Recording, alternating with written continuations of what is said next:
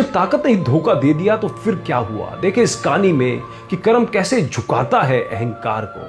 हम सब अपनी ताकत, अपने बैंक बैलेंस और अपने परिवार पर बहुत घमंड करते हैं। हमें लगता है कि मैं सक्षम हूं, मैं सब संभाल लूंगा। लेकिन जीवन में एक पल ऐसा आता है जब आपकी सारी डिग्रियां, सारी ताकत और सारे रिश्ते किनारे खड़े रह जाते हैं और आप बीच मझधार में अकेले डूब रहे होते हैं। ये कहानी है एक पूर्व जन्म के राजा इंद्रद्युम्न की।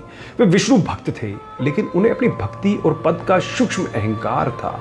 एक बार वे तपस्या कर रहे थे, तभी अगस्त्य से मुनि वहां आए। राजा ने अहंकार वश उनका स्वागत नहीं किया। ऋषि ने क्रोधित होकर कहा, राजा, तुम्हारा व्यवहार एक जड़ बुद्धि वाले जानवर जैसा है, इसलिए जाओ तुम हाथी बन जाओ। राजा गजेंद्र हाथियों का राजा बनकर जन्मे। गजेंद्र को अपने शारीरिक शक्ति पर बहुत नाज था। वह जंगल का सम्राट था। हजारों हथिनी और बच्चे उसकी सेवा में लगे रहते थे। उसे लगता था कि उसे कोई हरा नहीं सकता। एक दिन वह अपने परिवार के साथ एक सरोवर में जल क्रीड़ा करने गया। तभी पानी के भीतर छिपे एक विशाल मगरमच्छ ने गजेंद्र का पैर पकड़ लिया। वह मगरमच्छ भी शापित गंधर्व हूहू था। यहां से संघर्ष शुरू हुआ। गजेंद्र ने अपनी पूरी ताकत लगाई।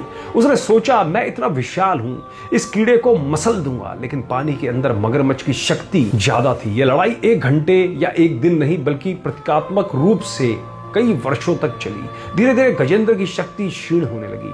सबसे दुखद बात यह हुई कि जिन पत्नी और बच्चों पर उसे गर्व था, उन्होंने उसे बचाने की कोशिश की, लेकिन जब वे सफल नहीं हुए तो वे उसे मरता हुआ छोड़कर चले गए।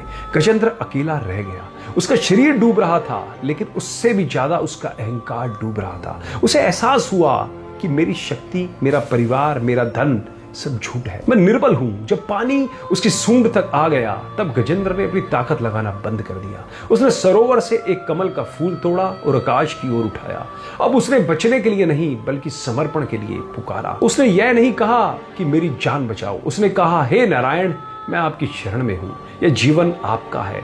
जैसे ही मैं मिटा, वैसे ही हरि प्रकट हुए। भगवान विष्णु गरुड़ पर बैठकर आए और अपने सुदर्शन चक्र से मगरमच्छ का मुंह फाड़कर गजेंद्र को मुक्त किया। अहंकार का पैर छूट गया और आत्मा आजाद हो गई। दोस्तों, कहानी हमारे जीवन का आईना है। कैसे यह मगरमच्छ हमारा काल या मुसीबत है जो कभी भी पैर पकड़ सकता है, और दूसरा, हम जीवन भर अपनी समस्याओं से खुद लड़ते हैं। हम ईश्वर को विकल्प मानते हैं। ईश्वर तब नहीं आते जब हम लड़ रहे होते हैं, वे तब आते हैं जब हम पूरी तरह हार मानकर उन्हें पुकारते हैं। इसलिए अंत में खुद से एक सवाल जरूर पूछिए कि क्या आप भी अभी अपनी समस्याओं को अपनी छोटी सी ताकत से सुलझाने की कोशिश तो नहीं कर रहे?